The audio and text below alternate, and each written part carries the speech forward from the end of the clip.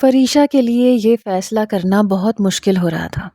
آنکھوں سے آنسو بہہ رہے تھے، لیکن اپنے بچوں کو نہیں چھوڑ سکتی تھی، اس لیے فیصلہ اپنے بچوں کے حق میں کر لیا۔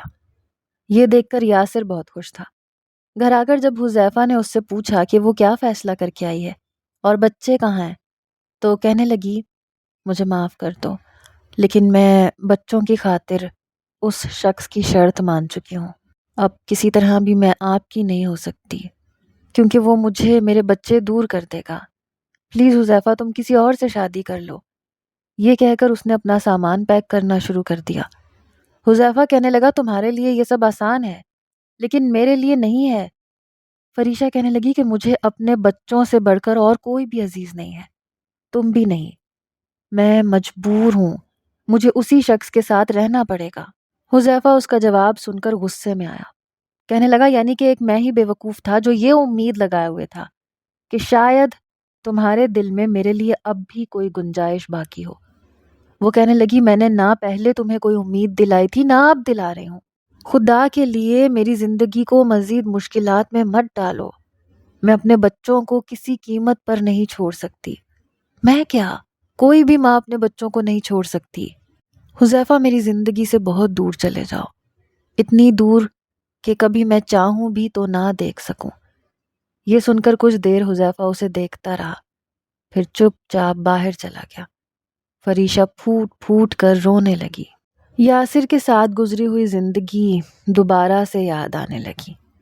یاسر سے اس کی شادی پسند سے ہوئی تھی، دونوں ہی ایک دوسرے کو بہت پسند کرتے تھے۔ فریشا یاسر کے دوست کی بہن تھی، یاسر کا گھر پر آنا جانا تھا، وہیں دونوں کی ملاقات بھی ہوئی، بات چیت بھی ہونے لگی۔ آہستہ آہستہ یاسر کی دلچسپی فریشا میں بڑھنے لگی۔ ایک دو بار وہ سوئچ دینے کے لیے ڈرائنگ روم میں آئی تو یاسر نے پھول فریشا کو دیتے ہوئے کہا کہ یہ آپ کے لیے ہے، خوبصورت لوگوں کے لیے ایک خوبصورت سا تحفہ۔ پہلی بار فریشا کو جھٹکا سا لگا تھا، بہرحال اس نے وہ پھول رکھ لیا تھا، لیکن اس کے بعد یہ سلسلہ شروع ہونے لگا۔ یاسر خوش شکل اور ہینڈسم نوجوان تھا۔ آخر کار یاسر کا رشتہ فریشا کے لیے آیا تو گھر والوں کو کوئی بھی اعتراض نہیں تھا، دونوں کی شادی ہو گئی۔ شادی کے بعد فریشا اور یاسر بے حد خوش تھے، لیکن یاسر کی محبت بڑی بے باک سی تھی۔ وہ اکیلا ہی شہر میں رہتا تھا اور اس کے ساتھ اس کا کوئی بہن بھائی اور والدین نہیں رہتے تھے۔ حالانکہ یہ نہیں کہ اس کا گھر نہیں تھا یا اپنا گھر نہیں تھا، بہن بھائی تھے، والدین بھی تھے، لیکن فریشا کے ساتھ اس نے اپنی زندگی کا آغاز ایک الگ فلیٹ میں کیا تھا۔ کہنے لگا، مجھے اپنی شادی شدہ زندگی میں کسی کی مداخلت پسند نہیں۔ مجھے یہ اچھا نہیں لگتا کہ کوئی مجھے یہ کہے کہ تمہاری بیوی نے دوپٹہ ٹھیک سے کیوں نہیں لیا، اسے سر پر دوپٹہ اوڑھ کر رکھے، یوں بیٹھے، یوں بات کرے۔ کہنے لگا، اس طرح سے زندگی کے شروعات کا چانس ختم ہو جاتا ہے۔ شروع کے دنوں میں یاسر کی بے باکیاں عروج پر تھیں۔ اس نے گھر میں ایک ملازمہ کام کے لیے رکھی تھی، کبھی کبھی تو وہ ملازمہ کا بھی لحاظ نہیں کرتا تھا اور اس کے سامنے ہی شروع ہو جاتا تھا۔ کبھی فریشا کو اپنی باہوں میں بھر لیتا، کبھی کوئی نہ کوئی گستاخی کرنے لگتا۔ یہ دیکھ کر ملازمہ بھی اپنا رخ بدل لیتی۔ ملازمہ کے سامنے جب ایسی حرکتیں کرتا تو فریشا شرمندہ ہو جاتی، کہتی تھی کہ ملازمہ کا تو لحاظ کر لیا کرو، کیا سوچ رہی ہوگی وہ۔ کہنے لگا، کیا سوچے گی، جو سوچتی ہے سوچنے دو۔ دیکھو، اگر مجھے تم سے یہ لحاظ برتنے ہوتے تو میں تمہیں اپنے گھر والوں کے ساتھ رکھتا۔ میں کیوں اپنے جذبات کو سنبھالوں جب میری بیوی اتنی خوبصورت ہے۔ فریشا کو ایسی باتیں اچھی نہیں لگتی تھیں۔ وہ چاہتی تھی کہ وقت گزرنے کے ساتھ ساتھ سب کچھ نارمل ہو جائے، تبھی ان دونوں کی زندگی اچھے سے گزرے گی۔ فریشا یاسر سے بہت محبت کرتی تھی، لیکن اسے محبت میں بے باکیاں پسند نہیں تھیں۔ 3 ملازمائیں اس کے گھر کا کام بس اسی وجہ سے چھوڑ گئی تھیں کہ آپ کا شوہر بالکل بھی لحاظ نہیں کرتا اور ہمیں یہ سب اچھا نہیں لگتا۔ اب تو فریشا کو بھی اچھا نہیں لگ رہا تھا۔ وہ چاہتی تھی کہ یاسر ایک نارمل لائف کی طرف آئے۔ یاسر کی محبت میں بے تحاشا شدت تھی۔ وہ اس سے محبت کرتا تھا تو دیوانگی کی حد تک پہنچ جاتا تھا، اور یہ بات فریشا کو اچھی نہیں لگتی تھی۔ شادی کے 2 ماہ بعد ہی وہ حاملہ ہو گئی۔ سب سے زیادہ اعتراض یاسر کو تھا۔ کہنے لگا میں اتنی جلدی بچہ نہیں چاہتا، لیکن فریشہ چاہتی تھی کہ وہ ماں بنے۔ ڈاکٹر نے فریشہ کو کچھ احتیاط بتائی تھی کہ کچھ دن کے لیے وہ اپنے میکے چلی جائے اور شوہر کے قریب نہ آئے، ورنہ کوئی بھی نقصان پہنچ سکتا ہے۔ لیکن یاسر نے اسے اپنے میکے نہیں جانے دیا اور نہ ہی کوئی احتیاط برتی، بلکہ وہ اور زیادہ شدتیں دکھاتا۔ جتنی شدت سے وہ اسے چاہتا تھا، نتیجہ یہ نکلا تھا کہ اس کا بچہ ضائع ہو گیا۔ اس دن فریشہ بہت روئی، پھوٹ پھوٹ کر روئی۔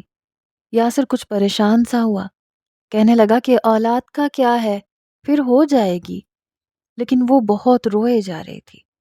کہنے لگی سب کچھ آپ کی وجہ سے ہوا ہے۔ یاسر کہنے لگا نہیں، میری وجہ سے نہیں ہوا، میری محبت کی وجہ سے ہوا ہے۔ پھر کہنے لگا اچھا چلو جو بھی ہوا ٹھیک ہوا، ویسے بھی مجھے ابھی بچہ نہیں چاہیے تھا، تم بھی اب یہ اداسی چھوڑو۔ فریشہ نے جب یہ سنا تو اس کا ہاتھ پیچھے جھٹک دیا۔ کہنے لگی اس کا مطلب یہ کہ آپ نے جان بوجھ کے یہ سب کیا تھا؟ آپ جانتے تھے کہ ڈاکٹر نے مجھے احتیاط بتائی ہے، آپ نے اسی لیے احتیاط نہیں کی کیونکہ آپ کو اولاد چاہیے ہی نہیں تھی۔ یاسر کہنے لگا کہ ایسا کچھ نہیں ہے، اب میرا بچہ ہو جاتا تو میں اسے کیوں نہ اپناتا؟ تم کیا پاگل ہو؟ اور اگر مجھے اتنا ہی ہوتا تو میں تمہارا ابارشن کروا دیتا۔ فریشہ کہنے لگی نہیں، آپ جانتے تھے میں یہ سب نہیں کروں گی، تبھی تو آپ نے ایسا قدم اٹھایا۔ یاسر آپ مجھ سے دور رہیں تو بہتر ہے، مجھے ہر وقت کی یہ رومانٹک باتیں اور یہ رومانس پسند نہیں ہے، ویسے رہا کرو جیسے باقی سب مرد رہتے ہیں۔ یہ سن کر یاسر کہنے لگا کہ دماغ تو ٹھیک ہے نا تمہارا؟ کیسی باتیں کر رہی ہو مجھ سے؟ کس لہجے میں بات کر رہی ہو؟ تم میری بیوی ہو، میرا جیسے جی چاہتا ہے ویسے رہوں گا، میں پابندیوں کا عادی نہیں ہوں، سمجھی تم؟ آج کے بعد مجھ پر پابندیاں مت لگانا، ورنہ وہ حال کروں گا کہ یاد کرو گی۔ اس بار وہ بھی غصے میں آ گیا تھا۔ یاسر کے کمرے سے باہر جانے کے بعد فریشہ پھر سے رونے لگی، لیکن اس کے بعد فریشہ نے یاسر سے بات چیت کم کر دی، لیکن پھر بھی یاسر کی وہی حرکتیں تھیں۔ شادی کو 2 سال گزر گئے تھے، لیکن اس کے رویے میں فرق نہیں آیا تھا۔ البتہ جب بھی وہ آفس سے واپس آتا، فریشہ اپنے آپ کو گھر کے کاموں میں الجھا دیتی، یاسر سے دور رہنے کی کوشش کرتی۔ کئی مہینے وہ اس کی حرکتیں نوٹ کرتا رہا کہ وہ اس کے ساتھ ہنس کر بات نہیں کرتی، اس کے لیے تیار بھی نہیں ہوتی۔ اس کے لیے یاسر ایک ساڑی لے کر آیا، کہنے لگا اسے پہنو اور ابھی پہنو، ہم ڈنر پر جائیں گے۔ اس نے ساڑی ایک طرف رکھ دی، کہنے لگی مجھے نہیں پہننی اور مجھے کہیں بھی نہیں جانا ہے۔ یاسر کہنے لگا کہ کب تک تم اسی بات کا سوگ مناتی رہو گی؟ یہ بچے نہیں تو نہ صحیح، میرا ہی تھا نا، تمہیں تکلیف کس بات کی ہے؟ وہ کہنے لگی میرا بھی تھا۔ فریشہ کہنے لگی جب آپ کو بچوں سے غرض ہی نہیں ہے تو شادی کیوں کی تھی؟ یاسر کہنے لگا مجھے بیوی چاہیے تھی جو میری خواہشات کا احترام کرے، مجھے اہمیت دے۔ فریشہ کہنے لگی میرا ایسا کوئی موڈ نہیں ہے۔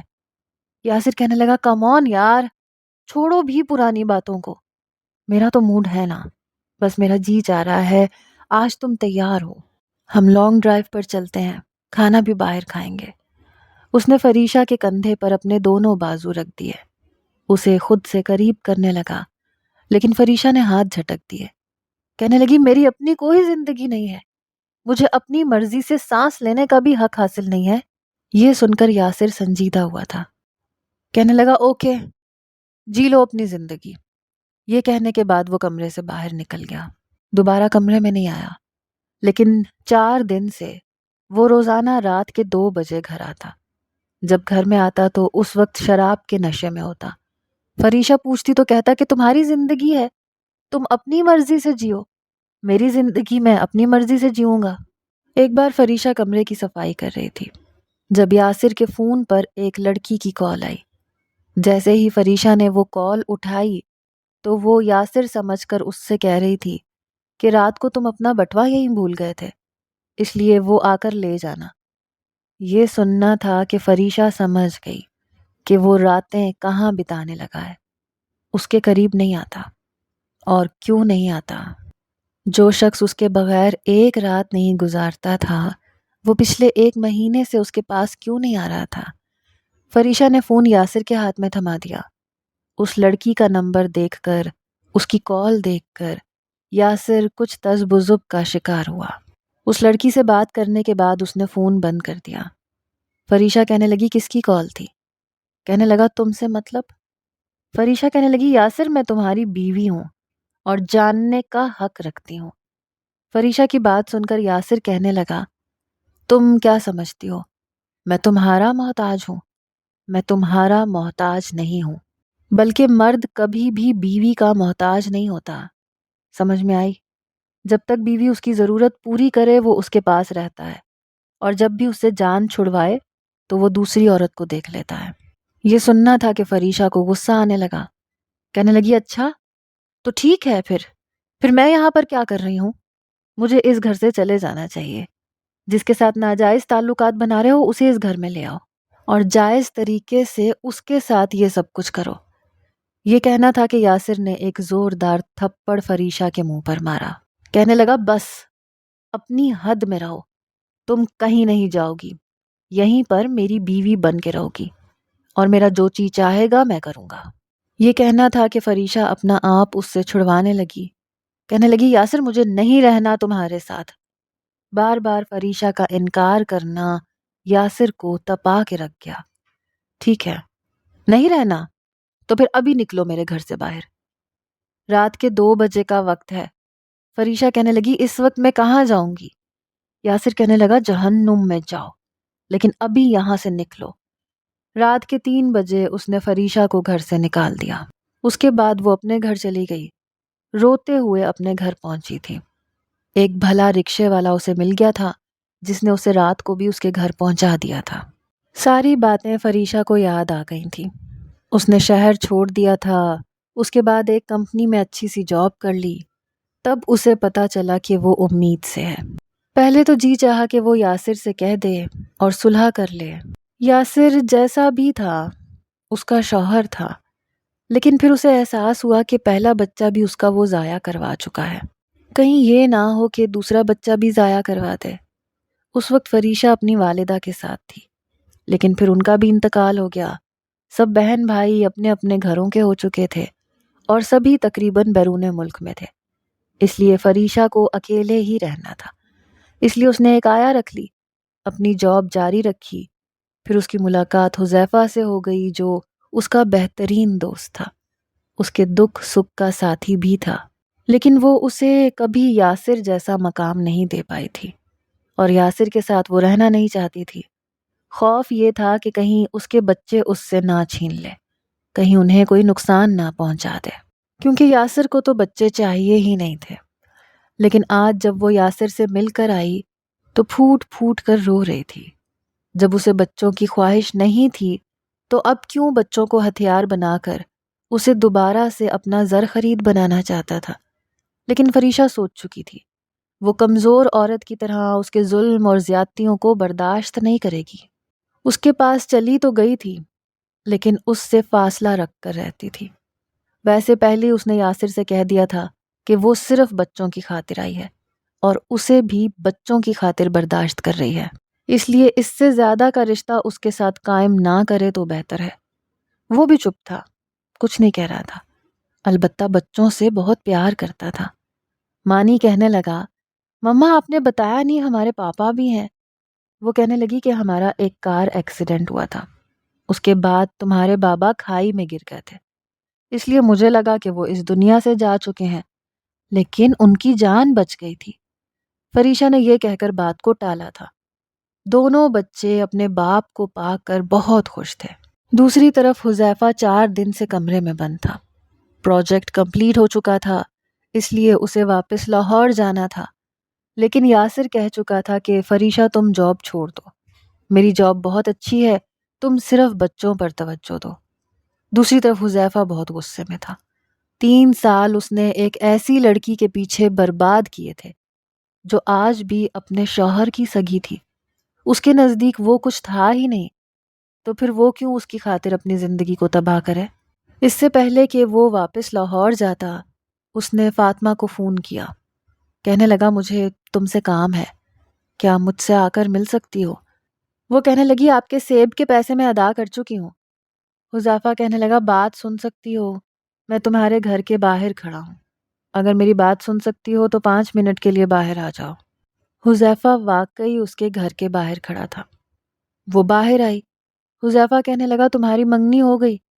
کہنے لگی نہیں ابھی نہیں ہوئی، میرے اماں ابا رشتہ تو دیکھ رہے ہیں۔ حذیفہ اس سے کہنے لگا مجھ سے شادی کرو گی؟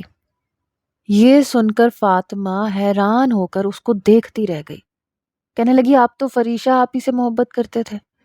کہنے لگا اس نے مجھے چھوڑ دیا، اب تم بتاؤ تم اپنا سکتی ہو یا تم بھی مجھے چھوڑنا چاہتی ہو؟ مجھے اس وقت ایک ساتھی کی ضرورت ہے۔ فاطمہ کہنے لگی میری زندگی میں پہلے سے تو کوئی بھی نہیں ہے، لیکن میں یہ چاہوں گی کہ میری زندگی میں جو بھی آئے وہ صرف میرا ہو، اس کے دل میں صرف میں ہوں۔ حذیفہ کہنے لگا کہ اس بات کی کیا گارنٹی ہے کہ جو تمہاری زندگی میں آئے گا وہ صرف تمہارا ہوگا یا اس کے دل میں صرف تم ہوگی؟ ہو سکتا ہے اس کے دل میں تم سے پہلے کوئی اور ہو اور وہ تم سے یہ کہے کہ تم ہی ہو۔ حذیفہ کہنے لگا کہ میرے بارے میں تم سب کچھ جانتی ہو، لیکن اگر کل کو تمہارے ماں باپ تمہارا کہیں پر بھی رشتہ کر دیں تو اس کے بارے میں تم کچھ بھی گارنٹی سے نہیں کہہ سکتی۔ پھر بھی تم اس کے ساتھ زندگی گزارو گی اور یہ سمجھو گی کہ اس کے دل میں تمہارے علاوہ کوئی نہیں ہے۔ تمہیں کیا پتا کہ اس کی زندگی میں تم سے پہلے کون کون آ چکا ہے؟ پھر کہنے لگا فاطمہ تم میری زندگی میں آنے والی پہلی نہیں ہو، ہاں لیکن آخری ہو سکتی ہو، فیصلہ میں تم پر چھوڑتا ہوں۔ کہنے لگا اگر تمہیں کوئی اعتراض نہ ہو تو تم مجھے کال کر دینا، میں اپنی بہن کو لاہور سے بلوا لوں گا، کیونکہ میرے والدین حیات نہیں ہیں، بس ایک بڑی بہن ہے۔ یہ کہنے کے بعد وہ جا چکا تھا۔ کچھ دن کے بعد فاطمہ نے اسے اپنا راضی نامہ دے دیا۔ اس نے اپنی بہن کو بلوایا۔ جیسے ہی رشتہ پکا ہوا اس نے نکاح کے لیے کہہ دیا کہ سادگی سے نکاح اور رخصتی کرے گا، اور ایسے ہی ہوا۔ رخصتی کے بعد وہ اسے لاہور لے آیا۔ وہ دلہن بنی بیٹھی تھی۔ فاطمہ اتنا سفر کر کے تھکی ہوئی تھی۔ جب حذیفہ اس کے پاس اس کے کمرے میں آ گیا، جیسے ہی اس کے سامنے بیٹھا کہنے لگا کہ تم میری زندگی کے بارے میں سب کچھ جانتی ہو، تم سے کچھ بھی چھپا ہوا نہیں ہے۔ دیکھو فاطمہ، میں یہ چاہتا ہوں کہ تم مجھ سے اتنی محبت کرو کہ پچھلی محبت کا نقش میرے دل سے مٹ جائے۔ بہت امیدیں لے کر تمہارے پاس آیا ہوں۔ فاطمہ نے ایک نظر اسے دیکھا تھا، واقعی ٹوٹا اور بکھرا لگ رہا تھا، آنکھیں نم تھیں۔ وہ تو بہت سوچ کر آئی تھی کہ اپنے نخرے اٹھوائے گی، باتیں منوائے گی، لیکن وہ شخص تو پہلے ہی شکستہ حال تھا، اس سے محبت مانگ رہا تھا، ٹوٹے ہوئے دل کے ساتھ اس کے پاس آیا تھا۔ اس لیے وہ بھی کچھ دیر خاموشی سے حذیفہ کو دیکھنے لگی۔ حذیفہ نے جب اسے اتنے غور سے دیکھتے ہوئے دیکھا تو اس کا ہاتھ پکڑ کر مسکرا کر کہنے لگا کہ تم بھی سوچتی ہوگی آج کی رات مرد اپنی بیوی سے محبت کرتا ہے اور میں تم سے مانگ رہا ہوں۔ پھر اپنی جیب سے منہ دکھائی کا تحفہ نکال کر اسے پہنا دیا، جو کہ ایک سونے کا کنگن تھا۔ پھر کہنے لگا آج کی رات بیوی اپنے شوہر سے یہ امید رکھتی ہے کہ مجھ سے محبت کا اظہار کرے، اپنی محبت کو اس پر نچھاور کرے، لیکن میں چاہتا ہوں کہ میں تم سے اپنی محبت کا اظہار سنوں۔ یہ کام فاطمہ کو سب سے زیادہ مشکل لگ رہا تھا۔ وہ اپنی محبت کا اظہار کیسے کر سکتی تھی، وہ بھی ایک لڑکی ہوتے ہوئے؟ لیکن پھر بھی اس نے اپنے ہاتھ سے حذیفہ کا ہاتھ پکڑا، پھر اپنی آنکھیں بند کیں، گلا صاف کیا، کہنے لگی حذیفہ میں آپ سے بہت محبت کرتی ہوں اور اپنی محبت سے ایک دن آپ کے دل میں اپنا نقش اتنا گہرا کر لوں گی کہ کوئی بھی نقش باقی نہیں رہے گا۔ یہ کہنے کے بعد جب اس نے آنکھیں کھولیں تو حذیفہ اسے بڑے غور سے دیکھ رہا تھا۔ فاطمہ نے فوراً سے نظریں چرائیں تھیں۔ حذیفہ ہنسنے لگا، کہنے لگا تھینک یو سو مچ۔ پھر اس کے ہاتھ کو پکڑ کر اپنے ہونٹوں پر لگایا، کہنے لگا میں پوری کوشش کروں گا کہ تمہارے ساتھ پوری ایمانداری سے چلوں، تمہیں کوئی بھی شکایت کا موقع نہ دوں۔ اور حذیفہ پھر سے فاطمہ کی طرف دیکھنے لگا۔ فاطمہ سوچنے لگی کہ اب کون سی نئی فرمائش کرنے والا ہے۔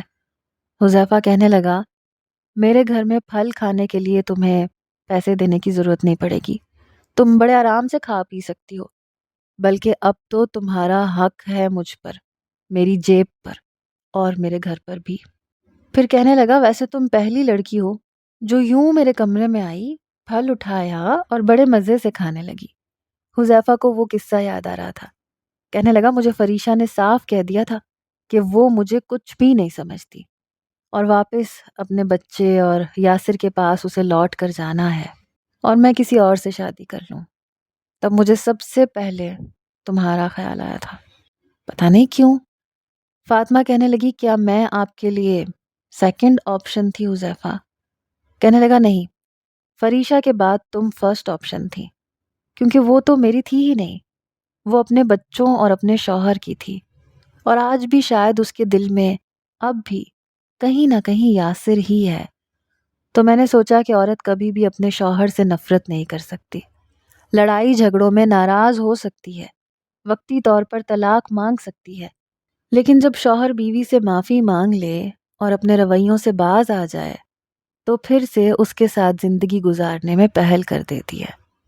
میں عورتوں کی اس سائیکل کو سمجھ نہیں پایا۔ ہزار جھگڑوں کے بعد، رونے دھونے کے بعد، پھر بھی اپنے شوہر کی ایک پکار پر اس کی بات سننے پہنچ جاتی ہیں۔ شاید کچھ رشتوں پر ہمارا اختیار نہیں ہوتا، ہم ان سے نفرت کر ہی نہیں سکتے۔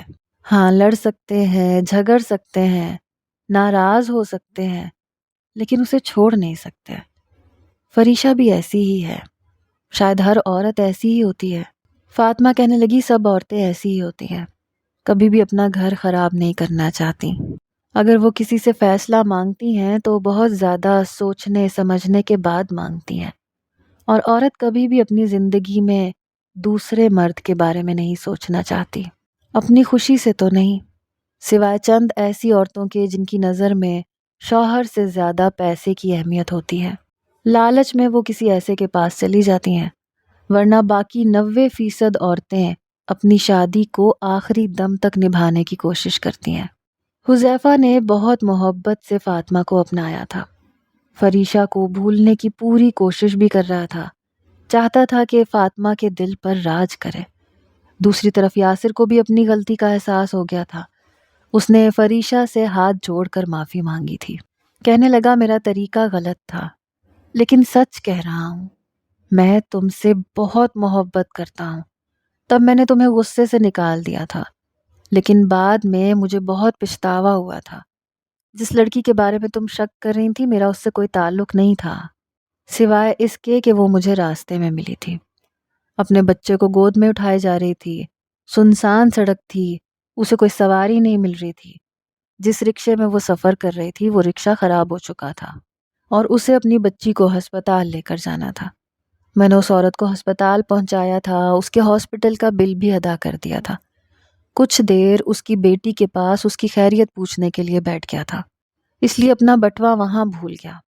میرے بٹوے میں ہی میرا کارڈ تھا جس پر میرا موبائل نمبر لکھا تھا، اس لیے اس نے مجھے کال کی تھی۔ تمہارے سامنے اس لیے سچ نہیں بتایا کیونکہ تم مجھ سے ناراض تھی، مجھے اپنے پاس نہیں آنے دے رہی تھی، اس لیے سوچا تھا کہ دوسری عورت کا ذکر کروں گا تو تم دوریاں ختم کر دو گی، لیکن تم نے جھگڑا بڑھا لیا، مجھے بھی غصہ آ گیا۔ میں نے جو کیا وہ غلط تھا، لیکن پچھلے 5 سال سے تمہیں ڈھونڈ رہا ہوں، میرے لیے کیا یہ سزا کم تھی جو تم مجھے مزید سزا دینا چاہتی ہو؟ فریشہ کہنے لگی، پتہ نہیں کیوں میں بھی آپ سے نفرت نہیں کرتی تھی، لڑائی جھگڑوں کے باوجود دل کسی اور کو جگہ نہیں دے پایا، حذیفہ کو بھی نہیں، حالانکہ اس نے میرا بہت ساتھ دیا تھا، لیکن پھر بھی آپ کا مقام اپنی جگہ قائم ہی رہا۔ یاسر کہنے لگا کہ میں بھی آج کے بعد تمہارے ساتھ کبھی لڑائی نہیں کروں گا، میں تمہارے ساتھ ویسا سلوک نہیں کروں گا جو میں پہلے کرتا تھا، مجھے تمہارا احساس کرنا چاہیے تھا، پہلے مجھے احساس ہی نہیں تھا کہ بچے اتنے پیارے ہوتے ہیں، اتنے اچھے لگتے ہیں، لیکن آج جب نور اور مانی کو دیکھتا ہوں تو مجھے اپنی غلطی کا احساس ہونے لگتا ہے، مجھے تمہارے جذبات کو سمجھنا چاہیے تھا۔ فریشہ بھی یاسر کو دل سے معاف کر چکی تھی، خوشیاں پھر سے لوٹ آئی تھیں۔